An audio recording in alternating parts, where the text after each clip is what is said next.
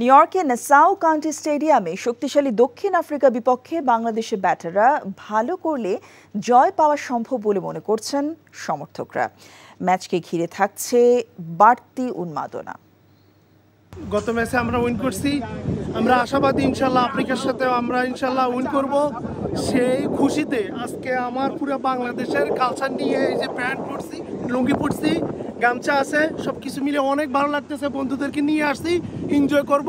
South Africa বাংলাদেশের মধ্যকার ম্যাচে বাংলাদেশ জয়লাভ করবে, আমরা সবাই আশাবাদী।